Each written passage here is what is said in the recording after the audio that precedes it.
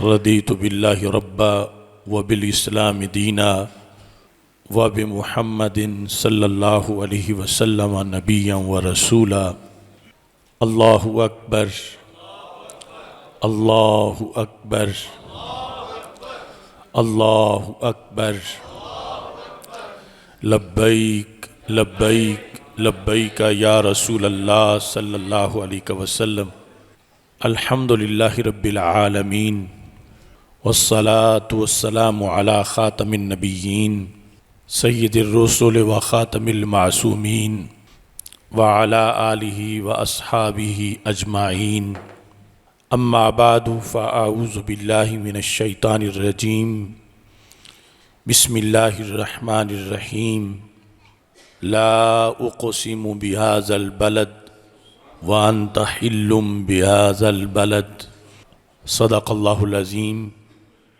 وصدق رسولہ النبی الکریم الامین۔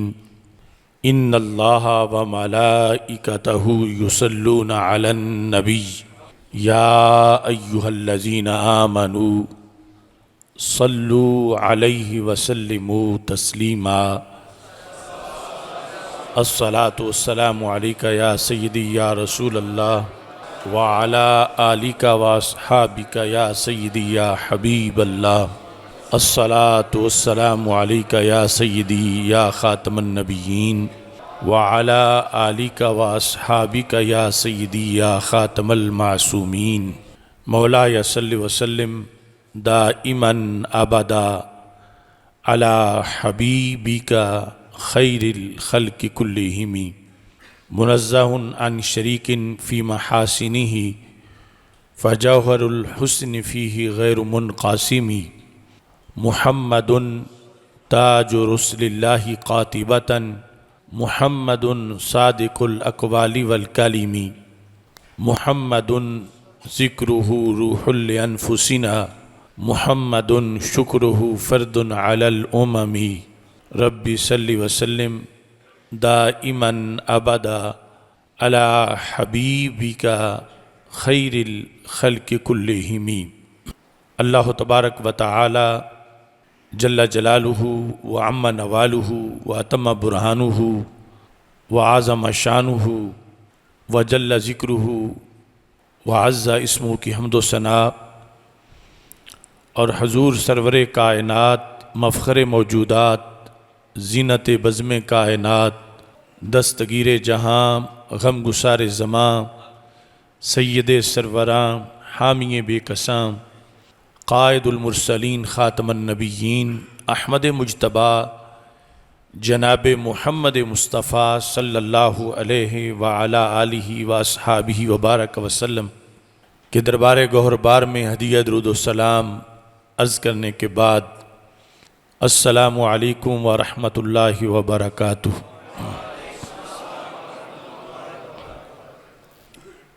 رب ذوالجلال کے فضل اور توفیق سے موسم حج میں مرکز صراط مستقیم گوجرانوالا جامع مسجد رضائے مجتبیٰ میں جمعۃ المبارک کے موقع پر زیارت حرمین شریفین کانفرنس میں ہم سب کو شرکت کی سعادت حاصل ہو رہی ہے۔ میری دعا ہے خالق کائنات جل جلالہ ہم سب کو بار بار حرمین شریفین کی زیارت کی توفیق عطا فرمائے۔ یہ دونوں شہر امت مسلمہ کے لیے دل کی حیثیت رکھتے ہیں، اور سید عالم نور مجسم شفیع معظم صلی اللہ علیہ وسلم کی نسبت کی بنیاد پر دونوں شہروں کے ساتھ امت مسلمہ بے حد محبت کرنے والی ہے۔ سید عالم نور مجسم شفیع معظم صلی اللہ علیہ وسلم نے جس وقت مکہ مکرمہ سے ہجرت کی تو ہمارے آقا صلی اللہ علیہ وسلم نے ہجرت کی رات مکہ مکرمہ سے ہجرت کرتے ہوئے رات کو پلٹ پلٹ کے مکہ مکرمہ کو دیکھا اور یہ الفاظ ارشاد فرمائے، ما اطیبک من بلد واحبک الیہ، کہ اے مکہ تو کتنا ہی مقدس شہر ہے اور احبا کے الیہ، میرا کتنا ہی محبوب شہر ہے، یعنی بہت زیادہ مجھے تو پسند ہے۔ لولا ان قومی اخرجونی من کے ما سکنت غیرہ کے، اگر یہ قریش مجھے یہاں سے نکلنے پر مجبور نہ کر دیتے تو میں تیرے سوا کہیں بھی اپنا مسکن نہ بناتا، میں ہمیشہ تیرے اندر ہی رہتا۔ یعنی یہ الفاظ امت مسلمہ کے لیے اس معیار کی دلیل ہیں کہ مکہ مکرمہ کے ساتھ نبی اکرم نور مجسم شفیع معظم صلی اللہ علیہ وسلم کی کتنی محبت تھی، اور کن لفظوں سے رسول اکرم نور مجسم شفیع معظم صلی اللہ علیہ وسلم نے اس مقدس شہر کو تعبیر کیا۔ دوسری حدیث شریف کے اندر رسول اکرم صلی اللہ علیہ وسلم نے مکہ مکرمہ کے ایک مقام پر جس کو حزورہ کہا جاتا ہے، وہاں کھڑے ہو کر آپ نے مکہ مکرمہ کو خطاب کیا اور یہ لفظ بولے، واللہ انک لخیر ارض اللہ، اے مکہ تو اللہ کی زمین میں فضیلت رکھنے والا شہر ہے، وَأَحَبُّ أَرْضِ اللَّهِ، اور اللہ کی زمین کے اندر سب سے پسندیدہ شہر ہے، اِلَى اللَّهِ، اللہ کے ہاں۔ یعنی اس وقت تک مدینہ منورہ کے فضائل ابھی عیاں نہیں ہوئے تھے اور سرکار ہجرت کر کے وہاں تشریف نہیں لے گئے تھے، اور وہ مقام مدینہ منورہ کو ابھی ملا نہیں تھا جو بعد میں ملا۔ تو ان لفظوں سے رسول اکرم صلی اللہ علیہ وسلم نے مکہ مکرمہ کو تعبیر کیا اور اسے خیر ارض اللہ اور احب ارض اللہ کے الفاظ مکہ مکرمہ کے بارے میں بولے، اور یہاں بھی یہ ارشاد فرمایا، لولا انی اخرجت من کے ما خرجت، اگر مجھے یعنی ایسے حالات نہ بنا دیے جاتے اور اللہ کا حکم نہ آ جاتا ہجرت کے لیے تو میں کبھی بھی تجھ سے ہجرت نہ کرتا۔ مکہ مکرمہ کے لحاظ سے اور کعبۃ اللہ کے لحاظ سے نبی اکرم نور مجسم شفیع معظم صلی اللہ علیہ وسلم نے یہ الفاظ ارشاد فرمائے اس مقدس شہر کے لحاظ سے اور اس کی عظمت کے لحاظ سے، امت کی عظمت کو اس کے ساتھ منسلک کیا۔ ابن ماجہ میں یہ الفاظ موجود ہیں کہ رسول اکرم صلی اللہ علیہ وسلم نے ارشاد فرمایا، لا تزال هذه الامة بخير ما عظموا هذه الحرمة حق تعظیمها، جس وقت تک یہ امت کعبۃ اللہ کی اور حرم شریف کی تعظیم جو تعظیم کا حق ہے اس کے مطابق یہ امت تعظیم کرتی رہے گی تو یہ امت خیر کے ساتھ رہے گی، اس پر کوئی غالب نہیں آئے گا اور اس کی طرف شر حملہ نہیں کرے گا۔ فَإِذَا دَيَّعُوا ذَلِكَ الْهَلَكُ، اور جس وقت مکہ مکرمہ کی تعظیم اور کعبۃ اللہ کی تعظیم کے اندر فرق آ جائے گا اور یہ امت اس کی تعظیم کے اندر فرق لے آئے گی تو پھر ہلاکت آ جائے گی۔ یعنی امت مسلمہ کی عظمت اور امت مسلمہ کے عروج کے لحاظ سے نبی اکرم نور مجسم شفیع معظم صلی اللہ علیہ وسلم نے یہ حکم دیا کہ ہمیشہ اس کے ساتھ تعظیم کا جو انداز ہے وہ برقرار رہنا چاہیے، اور جس قدر بھی اس کی تعظیم ہوگی اس قدر ہی رب ذوالجلال امت مسلمہ کو زیادہ نوازے گا، امت مسلمہ کی ہیبت طاری ہوگی اور امت مسلمہ کو عروج عطا فرمایا جائے گا۔ حضرت عبداللہ بن عباس رضی اللہ تعالی عنہ سے وہ حدیث مروی ہے جس کو طبرانی نے روایت کیا کہ نبی اکرم نور مجسم شفیع معظم صلی اللہ علیہ وسلم ارشاد فرماتے ہیں، ینزل فی کل یوم و لیلہ، ہر دن رات میں یعنی 24 گھنٹوں میں، میاتوں و عشرون رحمہ علی ھذا البیت، یعنی بیت اللہ کا یہ اہتمام ہے کہ خالق کائنات جل جلالہ روزانہ 120 رحمتیں اس پہ نازل فرماتا ہے۔ یعنی یہ قیامت تک کے لیے اس کا اہتمام ہے کہ یہ رحمتیں نازل ہوتی رہیں گی، اور پھر ان رحمتوں کی تقسیم ہے کہ کس کس کے لیے کتنی ہیں۔ رسول پاک صلی اللہ علیہ وسلم نے ارشاد فرمایا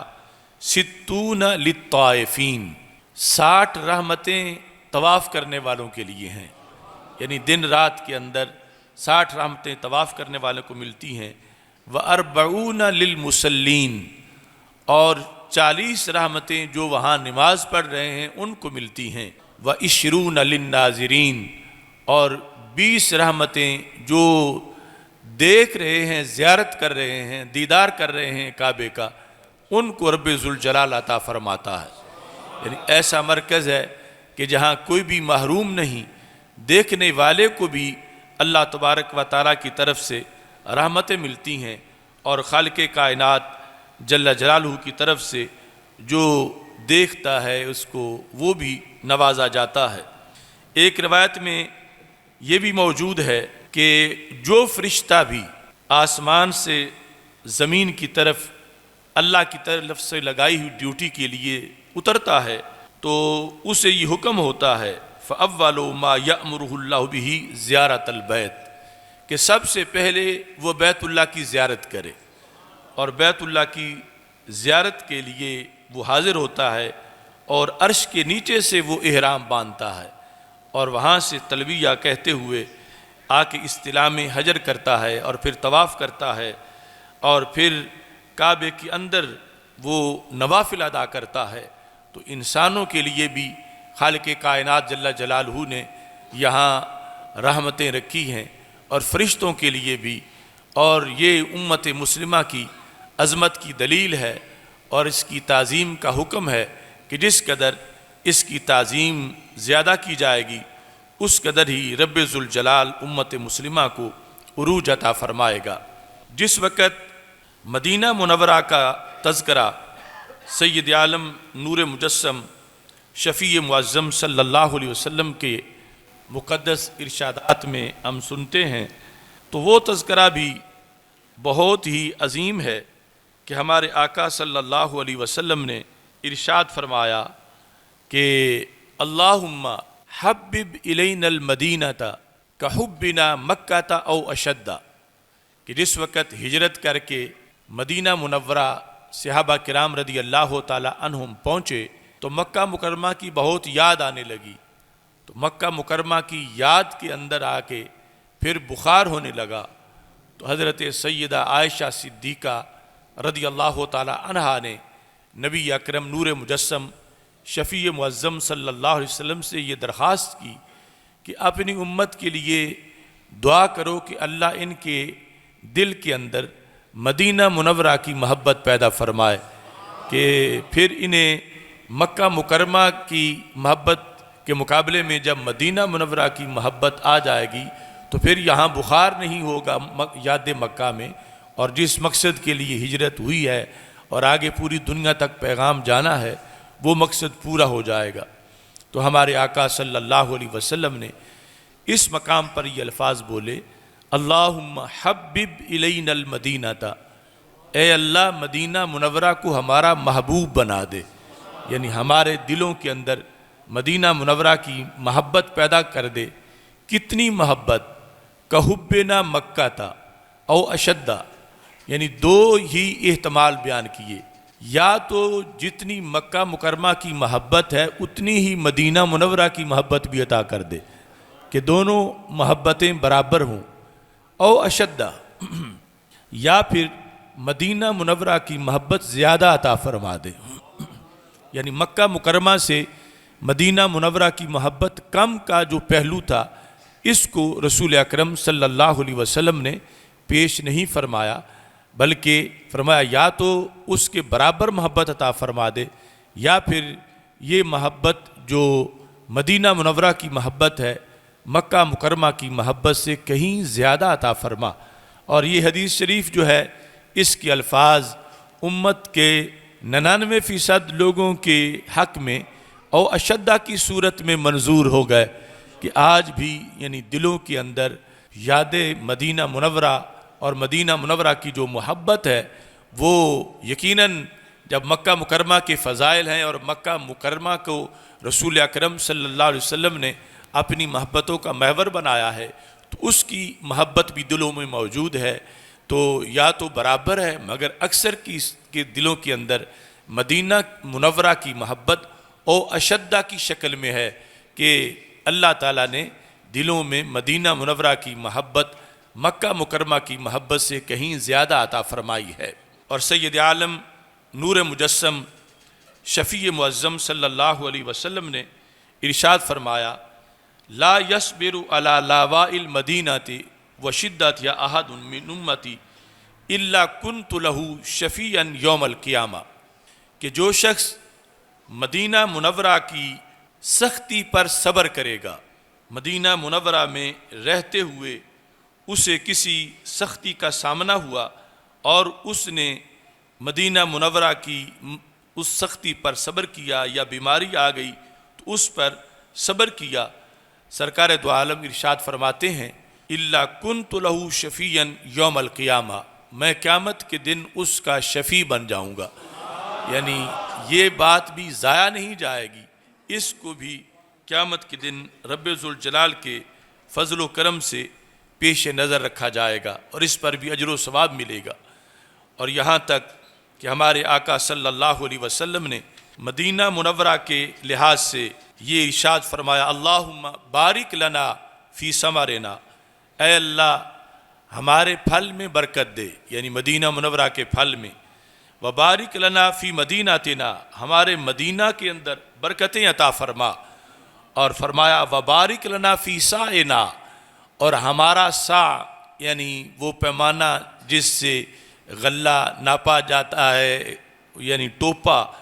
اس کے اندر بھی برکت عطا فرما، اور ہمارے مد کے اندر وہ بھی اسی غلے کے لحاظ سے ہے برتن، اس میں بھی برکت عطا فرما۔ پھر نبی اکرم نور مجسم شفیع معظم صلی اللہ علیہ وسلم نے بڑے انوکھے انداز میں مدینہ منورہ کے لیے دعا مانگی۔ دعا میں یہ لفظ ارشاد فرمائے، اللہم ان ابراہیم عبدک و خلیلک و نبیک، کہ حضرت ابراہیم علیہ السلام تیرے عبد خاص ہیں، تیرے عبد ہیں، تیرے خلیل ہیں اور تیرے نبی ہیں، وانی عبدک و نبیک، اور میں تیرا عبد خاص ہوں اور تیرا نبی ہوں، اور عاجزی کے پیش نظر اپنے منصب حبیب ہونے کا تذکرہ نہ کیا، کہ میں تیرا عبد ہوں اور میں تیرا نبی ہوں۔ وَإِنَّهُ دَعَاكَ لِمَكَّةَ، حضرت ابراہیم علیہ السلام نے اے اللہ تجھ سے مکہ مکرمہ کے لیے دعا مانگی تھی، وَأَنَا أَدْعُوكَ لِلْمَدِينَةِ، اور میں مدینہ منورہ کے لیے دعا کر رہا ہوں۔ انہوں نے مکہ مکرمہ کے لیے دعا مانگی اور میں مدینہ منورہ کے لیے دعا مانگ رہا ہوں۔ کتنی دعا! اس میں بھی یہ ارشاد فرمایا، بِمِثْلِ مَا دَعَاكَ لِمَكَّةَ وَمِثْلَهُ مَعَهُ، جتنی دعا حضرت ابراہیم علیہ السلام نے مدینہ مکہ مکرمہ کے لیے کی، اتنی دعا میں مدینہ منورہ کے لیے کر کے پھر ایک بار اتنی دعا کر رہا ہوں۔ مطلب یہ ہے کہ ڈبل دعا میں مدینہ منورہ کے لیے کر رہا ہوں، جتنی دعا انہوں نے حضرت ابراہیم علیہ السلام نے مکہ مکرمہ کے لیے کی۔ ایسے ہی حضرت انس بن مالک رضی اللہ تعالی عنہ نبی اکرم نور مجسم شفیع معظم صلی اللہ علیہ وسلم سے روایت کرتے ہیں کہ نبی اکرم صلی اللہ علیہ وسلم نے برکت کی جب دعا کی تو وہ بھی مدینہ منورہ کے لحاظ سے بڑی عجیب دعا تھی۔ دعا میں یہ الفاظ تھے، اللہم اجعل بالمدینۃ ضعفی ما جعلت بمکہ من البرکہ، اے اللہ مکہ مکرمہ کو جو تو نے برکت دی ہے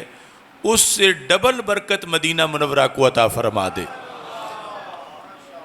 وہ زمیں ہے تو مگر اے خواب گاہ مصطفیٰ، دید ہے کعبے کو تیری حج اکبر سے سوا۔ یعنی یہ اس مقدس شہر کا مقام ہے کہ سید عالم نور مجسم شفیع معظم صلی اللہ علیہ وسلم جہاں رونق افروز ہیں، اور ہمارے آقا صلی اللہ علیہ وسلم کی برکت کی بنیاد پر اس کو یہ مقام ملا ہے کہ حضرت انس رضی اللہ تعالی عنہ کی روایت ہے کہ رسول اکرم صلی اللہ علیہ وسلم نے ارشاد فرمایا، ابن عساکر نے اس کو روایت کیا ہے، ما من احد من امتی لہو سیع ولم یزرنی فلیس لہو عذر، فرمایا کہ میرا امتی جس کے پاس وسعت ہے، گنجائش ہے کہ وہ میری زیارت کے لیے مدینہ منورہ آئے، یعنی میری قبر کی زیارت کے لیے، لیکن پھر بھی اس نے زیارت نہیں کی، تو سرکار فرماتے ہیں فلیس لہو عذر، پھر اس کے لیے کوئی عذر نہیں ہے۔ دوسری جگہ یہ ارشاد فرمایا فقط جفانی، اس نے میرے ساتھ وفا نہیں کی بلکہ جفا کی، اور فرمایا من زار قبری واجبت لہو شفاعتی، کہ جس نے میری قبر کی زیارت کی، رب ذوالجلال کے فضل و کرم سے اس کے لیے میری شفاعت ثابت ہو گئی کہ آنے کی بنیاد کر رب ذوالجلال فضل و کرم سے اس کو نوازے گا۔ یہ جو مدینہ منورہ میں سید عالم نور مجسم شفیع معظم صلی اللہ علیہ وسلم کی دہلیز پر حاضری ہے، اس کے لحاظ سے مختلف صدیوں میں ائمہ دین نے کتابوں کے اندر اس کی آداب لکھے اور پھر اس کے طریقے پر مکمل بحث کی۔ لباب المناسک کے اندر نبی اکرم نور مجسم شفیع معظم صلی اللہ علیہ وسلم کی دہلیز پر حاضری کا طریقہ جو لکھا گیا، جس پر پھر ملا علی قاری نے شرح لکھی، اس میں یہ ہے کہ جس وقت حاضری دے وادین یمینہ علی شمالہ، اپنا دایاں ہاتھ بائیں ہاتھ کے اوپر رکھے، یعنی ہاتھ باندھ لے، مستقبل للوجہ الکریم، سید عالم نور مجسم شفیع معظم صلی اللہ علیہ وسلم کے چہرہ مبارک کی طرف منہ کر لے، یعنی مواجہ شریف پر سرکار دو عالم نور مجسم شفیع معظم صلی اللہ علیہ وسلم کی طرف یہ بندہ اپنا چہرہ کرے، مستدبرا للقبلۃ، اور قبلہ کی طرف پشت کر لے، یعنی قبلہ کی طرف پشت کر کے سید عالم نور مجسم صلی اللہ علیہ وسلم کی طرف چہرہ کر کے محترزاً ان اشغال النظر بما ہناک من الزینہ، وہاں جو زینت ہے ظاہری طور پر در و دیوار میں، اس سے اپنی توجہ ہٹا کے سید عالم نور مجسم شفیع معظم صلی اللہ علیہ وسلم کی طرف متوجہ ہو کے متمثلاً صورتہ الکریمہ فی خیال کا، کہ سرکار دو عالم صلی اللہ علیہ وسلم کی کریم صورت کا تصور کرے، اور اپنے خیال میں تصور کرنے کے بعد مستشعرم بأنہ علیہ السلام عالم بحضور کا، یہ بات ذہن میں تازہ رکھے کہ رسول پاک صلی اللہ علیہ وسلم کو پتہ ہے میری حاضری کا، مستشعرن یہ ذہن میں رکھے بأنہ علیہ السلام عالم بحضور کا، کہ تیرے وہاں جانے اور تیرے وہاں کھڑے ہونے کو سرکار دو عالم صلی اللہ علیہ وسلم جانتے ہیں کہ تو آیا ہوا ہے، وقیام کا تیرے قیام کو بھی جانتے ہیں، وسلام کا تیرے سلام کو بھی جانتے ہیں، بل بے جمیع افعال کا و احوال کا، تیرے سارے احوال سے واقف ہیں، افعال سے واقف ہیں، اور جہاں سے تو چل کے آیا ہے اور جو تیرے دل میں ہے، نبی اکرم نور مجسم شفیع معظم صلی اللہ علیہ وسلم اس سے واقف ہیں۔ یہ وہ تعلیمات ہیں جو مختلف صدیوں میں امت کو دی جاتی رہیں، اگرچہ اب ان تعلیمات کی بنیاد پر وہاں جھڑکیاں دی جاتی ہیں، لیکن اصل میں حاضری کا طریقہ جو ہے وہ یہی ہے جو علماء امت اپنی کتابوں کے اندر جس کو لکھتے آئے ہیں۔ ایسے ہی قاضی ایاز رحمۃ اللہ علیہ نے شفا شریف میں جب اس طریقے کو لکھا تو انہوں نے بھی پورا باب اس سلسلے میں قائم کیا، اور شفا شریف کے اندر نبی اکرم نور مجسم شفیع معظم صلی اللہ علیہ وسلم کی دہلیز کی حاضری کے لحاظ سے یہ الفاظ لکھے کہ زیارت قبر ہی سنت من سنن المسلمین، کہ سید عالم نور مجسم شفیع معظم صلی اللہ علیہ وسلم کی قبر مبارک کی جو زیارت ہے، یہ مسلمانوں کے طریقوں میں سے ایک اہم طریقہ اور سنت ہے، مجمعن علیہا، اس پر اجماع ہے، یعنی امت کا اس پر اجماع ہے، وفضیلۃ مرغب فیہا، اور یہ وہ فضیلت والا کام ہے کہ امت میں ہمیشہ اس کی ترغیب دی گئی ہے۔ اور پھر اس میں خصوصی طور پر حضرت انس بن مالک رضی اللہ تعالیٰ عنہ صحابی رسول صلی اللہ علیہ وسلم، ان کی طرف سے یہ حدیث روایت کی کہ رسول اکرم نور مجسم شفیع معظم صلی اللہ علیہ وسلم ارشاد فرماتے ہیں، من زارنی فی المدینۃ محتسبا، کہ جو شخص مدینہ منورہ میں میری زیارت کے لیے طلب ثواب کے لیے آیا، یعنی محتسبہ کے ساتھ نیت ہے کہ اس کے دل میں یہ ارادہ تھا کہ اسے ثواب ملے گا، طلب ثواب کے لیے جس نے مدینہ منورہ میں میری زیارت کی، کانا فی جواری، وہ قیامت کے دن میرے قرب میں ہوگا، میرے جوار میں ہوگا، اسے میرا پڑوس ملے گا، وَكُنْتُ لَهُ شَفِيًّا يَوْمَ الْقِيَامَةِ، اور میں قیامت کے دن اس کے لیے شفیع بن جاؤں گا، قیامت کے دن اس کی سفارش کروں گا۔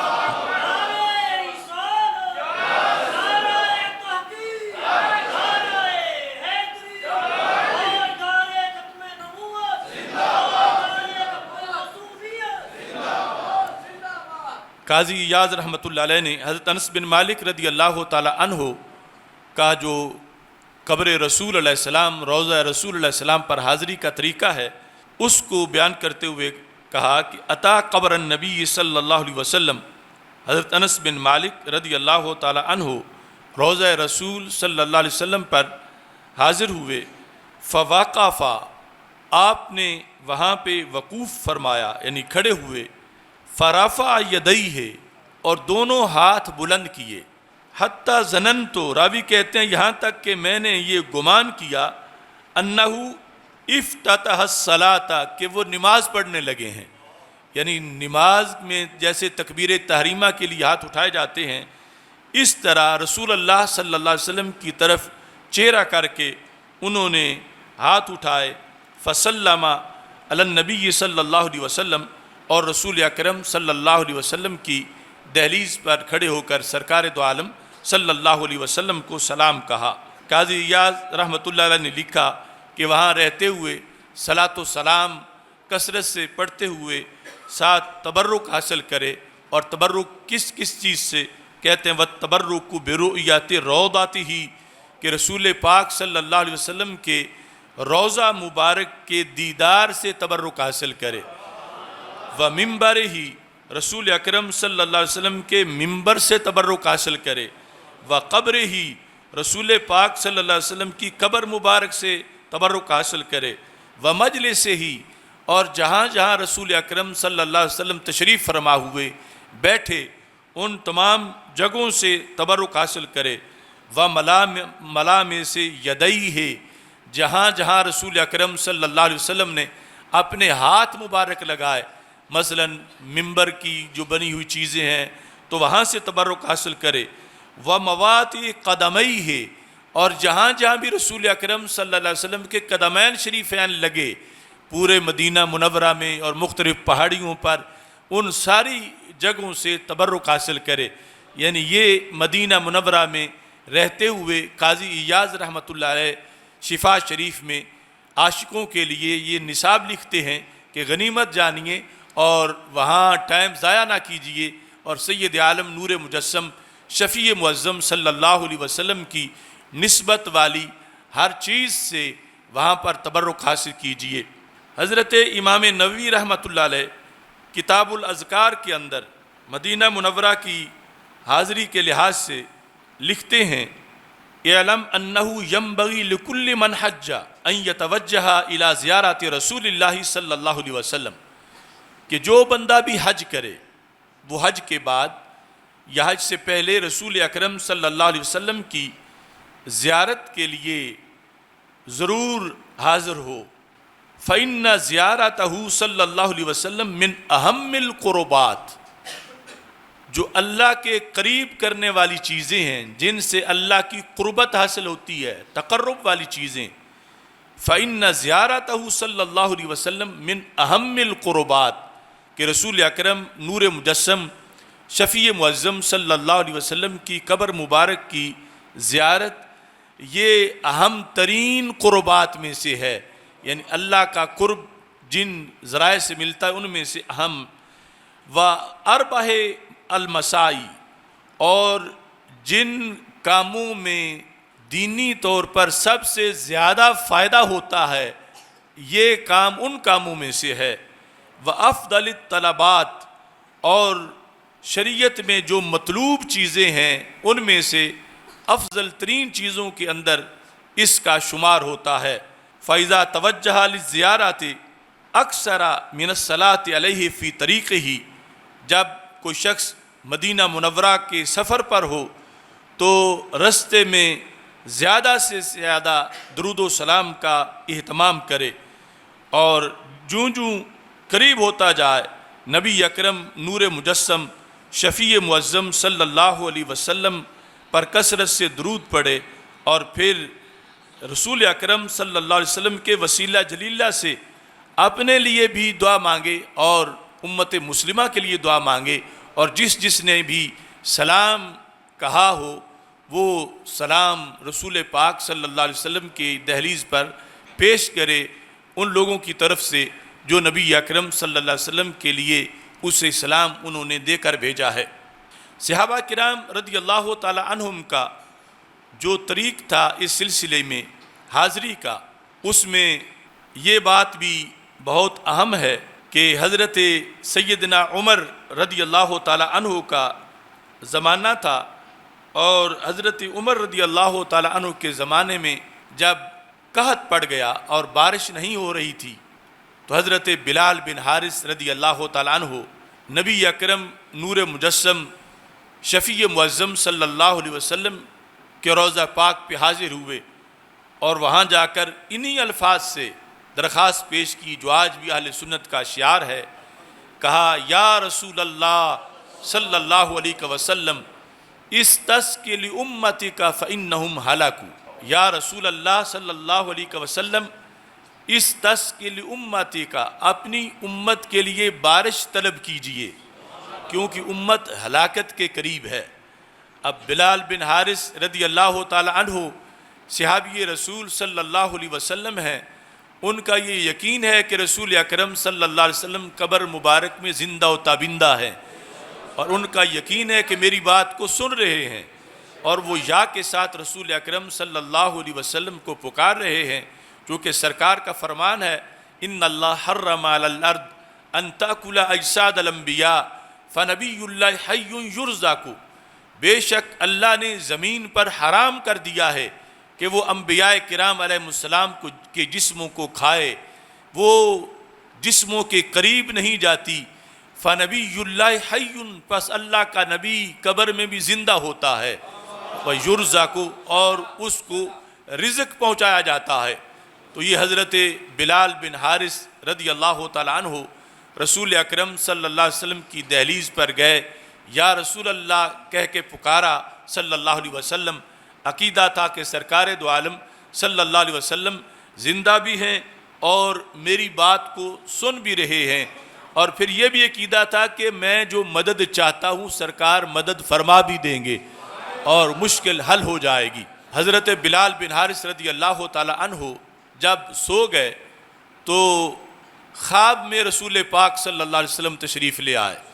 نبی اکرم صلی اللہ علیہ وسلم نے خواب میں آ کر حضرت عمر رضی اللہ تعالی عنہ کے لیے پیغام دیا، اخبر عمرہ انہم یسقون، کہ عمر فاروق کو جا کر میری طرف سے یہ پیغام دے دو کہ بارش برسا دی جائے گی۔ اور بارش پھر ہوئی، اور حضرت عمر رضی اللہ تعالی عنہ کا بھی یہ عقیدہ تھا کہ جب یہ پیغام پہنچا تو انہوں نے اس پیغام کو سن کر اس پر جو تبصرہ کیا وہ بھی اہل سنت آج بھی اس عقیدے پر موجود ہیں، کیونکہ اس پیغام کے اندر دو چیزیں تھیں، ایک یہ تھا کہ بارش ہو جائے گی، اور دوسرا یہ تھا الکیس کہ ذمہ داری کے ساتھ خلافت نبھائیے، اور ذمہ داری اور احتیاط کے ساتھ سارے امور چلائیے۔ تو حضرت عمر رضی اللہ تعالی عنہ نے جب دونوں پیغام سنے تو یہ نہیں کہا کہ خواب خیال ہوتے ہیں اور ان کا کیا اعتبار ہوتا ہے، یا یہ کہتے کہ آپ گئے کیوں ہیں یا رسول اللہ، قبر پہ جا کر آپ نے کیوں کہا ہے، یہ جائز نہیں، اس طرح کی کوئی بات نہیں کی، بلکہ فرمایا واللہ لم آلو جؤدن، خدا کی قسم میں کوئی کسر نہیں چھوڑوں گا، میں خلافت نبھانے میں پوری ہمت لڑاؤں گا اور پوری جد و جہد کے ساتھ میں یہ کام کروں گا۔ تو ان کا یہ عقیدہ ظاہر ہوا کہ انہوں نے سمجھا کہ واقعی پیغام رسول پاک صلی اللہ علیہ وسلم کی طرف سے آیا ہے، اور نبی اکرم نور مجسم شفیع معظم صلی اللہ علیہ وسلم نے یہ اس سلسلہ میں اپنا پیغام دیا ہے، اور میرے لیے ضروری ہے کہ میں مزید احتیاط کروں۔ ایسے ہی جس وقت مروان کا زمانہ تھا، حضرت ابو ایوب انصاری رضی اللہ تعالیٰ عنہ روضہ رسول صلی اللہ علیہ وسلم پہ حاضری دے رہے تھے، یعنی اس وقت ابھی ایک ہی دیوار تھی، کمرہ مبارک تھا اور دروازہ حجرہ مبارک کا کھلا تھا۔ تو مروان نے دیکھا کہ کوئی شخص جو ہے وادیاً جبہتہ علی قبر رسول اللہ صلی اللہ علیہ وسلم، کہ اس نے اپنا ماتھا رسول اکرم صلی اللہ علیہ وسلم کی قبر مبارک پہ رکھا ہوا ہے۔ تو اس طرح حاضری دیتے ہوئے جب کسی کو دیکھا تو مروان نے دور سے پوچھا تم کیا کر رہے ہو، کون ہو؟ تو یہ نہیں جانتا تھا کہ یہ حضرت ابو ایوب انصاری رضی اللہ تعالی عنہ ہیں، صحابی رسول صلی اللہ علیہ وسلم ہیں۔ جب وہ قریب پہنچا، آ کے دیکھا تو وہ تو حضرت ابو ایوب انصاری رضی اللہ تعالی عنہ تھے اور اس انداز میں حاضری دے رہے تھے۔ تو حضرت ابو ایوب انصاری رضی اللہ تعالی عنہ آپ نے آگے سے یہ جواب دیا کہ میں جو حاضری دے رہا ہوں جس انداز میں کسی پتھر کے پاس نہیں آیا، فرمایا لم آت الحجر جئت رسول اللہ صلی اللہ علیہ وسلم، میں رسول اللہ صلی اللہ علیہ وسلم کے پاس آیا ہوں، سرکار دو عالم صلی اللہ علیہ وسلم کے پاس حاضری دینے آیا ہوں، ولم آت الحجر، میں کسی پتھر کے پاس نہیں آیا۔ اب کچھ لوگوں کا آج بھی نظریہ پتھر والا ہے، اور کچھ لوگ اکثر امت جو جمہور ہے وہ اسی پر ہے کہ جو وہاں گیا ہے وہ کہتا ہے میں رسول اللہ صلی اللہ علیہ وسلم کے پاس آیا ہوں، جو آیا ہے وہ کہتا ہے رسول پاک صلی اللہ علیہ وسلم کے پاس حاضری دے کے آیا ہوں، جو جانا چاہتا ہے وہ کہتا ہے میں رسول پاک صلی اللہ علیہ وسلم کے پاس جانا چاہتا ہوں۔